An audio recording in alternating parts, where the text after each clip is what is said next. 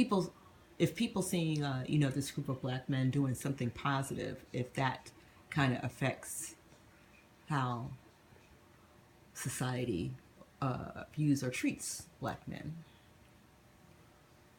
If you can see someone doing something to positive, but don't know they're doing the positive. They got to be, if they're aware that is a positive thing. That's what the problem is. They got to be aware of it. They have to, okay. So, when do people know, people of, say, East Cleveland, were they aware of Team Marathon when you would meet every Sunday and run from the barbershop? Because, East Cleveland has had its challenges. And, I don't know about now, but then, there was still a lot of races in East Cleveland, and also a lot of whites, because it was so close to Cleveland Heights, and a lot of whites running to East Cleveland. Then, I don't know about now. I don't think it really made a difference because basically we were right next door to a segregated area. Now, Forest Hills Park, one part was East Cleveland, one part is Cleveland Heights. Okay. So basically, that was it was basically a segregated area as far as the number of people. Yeah. So not there. The problem comes when you somewhere where they're not familiar with blacks at all. And right. For me, what my problem is that either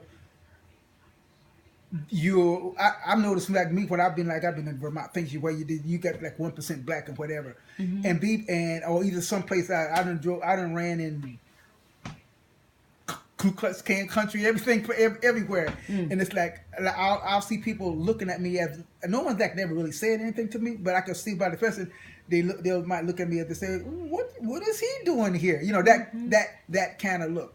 On the other extreme, with little kids, and they're not used to seeing no colored person. You're what I want to say it. Curiosity. That's not the word I want to use. But they lie to speak something just because they haven't seen nobody like you before. Okay. Yeah. All right. So it's either I found with either extreme. Yeah. And you are running these ultras in all kinds of places. Right. Yeah. So why do you think the team has been able to stay together so long? Because it's a team. But right. Injuries, things like that. It's like common goal, camaraderie, and it's always like when you got somebody to run with whatever. Right. Just like me, I'm the last person you talk because I don't ever show up. But then again with me, I'm the only one that does ultra. It took me a while just to get whatchamacallit does it. There's only three other team members that have ever done an ultra that ran. Bruce Woodford, who was a longtime member. Okay. But he was like the only one I did. He was like back in the 70s running, and then I got him to do one with me years ago. Then Nancy that ran with us for a few years before she moved away. Another female that was here for a little short while. Okay. She did a 50K. Okay. And then another guy that I can't think of his name, I took him to a 24-hour run, and he did a 50K. Okay.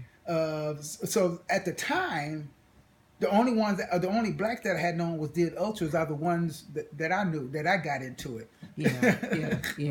And you're very involved in that. Yeah. That's what no one said because with those Sundays, basically, either about the church, the church or at or church or in a race, and then in a race that leaves one weekend, and I'm usually trying to catch up, and then that one weekend I might have a chance to go down there. It's like I'm sleeping and I'm like, okay, I'll do it the next week. Yeah. But no one. I belong to 3 clubs and no one's seen me. I used to claim the 2 clubs or rotate on Saturdays, and with the marathon team on Sundays. And like I said, the only time people see me now is a race. It's like, even at Columbus, I saw team members. Right. Friend, I had to go there and give him a hug because I ain't been to none of the. Because you're usually off somewhere running, right? Right, yeah. Running a race. Yeah. What are the other two clubs that you belong What would I say? That was Cleveland West Road Runners Club and the Yeah. Southeast Running Club. to? Okay. The Cleveland West Road is the biggest club around. Like I said, a lot of people belong to different ones.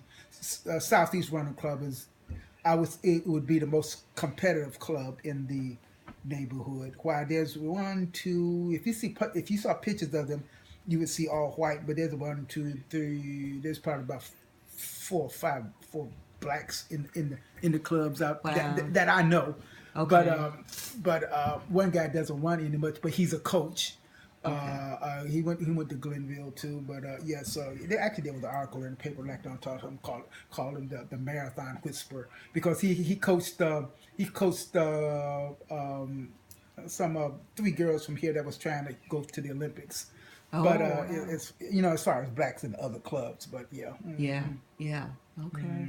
All right. And then your running history. How many marathons and how many ultras have you done? How many have you placed in roughly?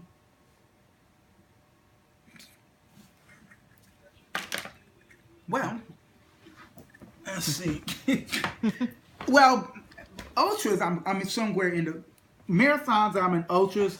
I'm somewhere in the vicinity of 350, and probably about 140 of them are marathons, and the rest are ultras. Okay. Me, I haven't been doing. I haven't really done them. Only marathons I've been doing is Pittsburgh, and whichever one the Black Marathon Association pick up because. While I can run trail races for fun at any distances, road racing has always been like a race for me. So I don't really like running marathons or shorter distance road unless I'm in shape to place in my age group. Okay. Which I haven't been in that shape since like 2009 or something like that. Okay. So that's why those are only 2 marathons I usually do. Okay. And so Pittsburgh, I think I got 27 finishes there or something like that. Now, did you grew up in Cleveland though? Right. Okay. What made you start doing Pittsburgh? Oh, I went to Pittsburgh in '85. Oh, that's syncing with the black thing. I went to Pittsburgh in '85, and I liked it. And they used to be like a week apart. I used to run both of them, and I liked it. And let's see, where's my little schedule? Sometimes I can remember better about looking at my schedule. I never did update my old paper stuff. Let's go back to. Okay, Pittsburgh. Okay, I had ran. Pittsburgh was my 7th marathon. Okay, Pittsburgh, Cleveland, Pittsburgh. Okay, I see what happened. Okay, I ran Pittsburgh in '85, and I liked it better than Cleveland. Okay. And I told myself, oh, if they were to fall on the same day, I'm going back to Pittsburgh. Okay, one reason I like Pittsburgh, they had a nice, the first year they had a nice banquet, but also that was the first race that I ran through predominantly black neighborhoods. Yeah. They didn't have to leave their house. All they had to do was hang out their doors or camp out on the yards. So even though Pittsburgh, you're downtown, you're finishing start and finish downtown. You basically run through all the ethnic neighborhoods, and folks don't even have they don't have to. Basically, downtown is basically running friends. People, the runners' friends. But in the neighborhood, all they gotta do is hang out their doors and holler at you, sit on their lawn. So so anyway, and especially and that's and most of us are in the 15 to the 20-mile mark. Okay. That neighborhood is mostly the maybe a little further, maybe at least from 15 to 20 is basically a black neighborhood. You run at least 5 miles through a predominantly black neighborhood. Yeah. And what is it that you like about that? That's why, because they don't have to go anywhere. It's like you don't have to go downtown, and I believe that was the reason why when I did that one, I said Pittsburgh was the first marathon. I had done Cleveland Heights. I did Cleveland White. It was 2 different races that I did. It was Cleveland, Ohio Marathon, which was a small one, and Columbus, and then 6 cities, which was Cleveland Heights. So basically, I saw the marathon team there. So Pittsburgh was the first time I saw a lot of black runners that I did not know. Oh, wow. Okay. All Right. all And so I said, oh, if they ever came on the field on the, I told myself, oh, I like this one. If they ever failed on the same day, I was going back to Pittsburgh. Yeah. The next year, they failed on the same day. Okay. And I went back to Pittsburgh. Yeah. And then after that, I would do both. Unless they, and I think it was about another, then I think it was like a third time we fell on the same day. And then I had then I just kept going back. I had my, I had my streak going there. Okay. Okay. All But right. that was my initial reason for doing Pittsburgh over Cleveland. Yeah, I like their race better.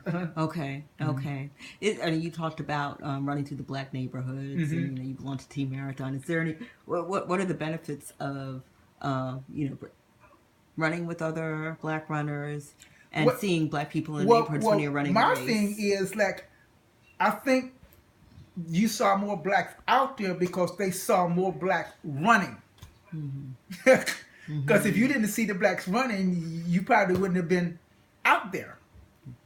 Right. So I had to keep going back so they could see another black runner. Okay. All right. All right. Have you ever had that feeling here in Cleveland? Not really, but like I said, because back then, there would be some others there, but as far as I'm concerned, there was a lot of black runners because it was us. Okay. So to me, it wasn't as bad as here, because I saw the brothers. Like I really didn't notice a difference, like I said, until the really the small marathons, which I like, and until I got into the ultras. Okay.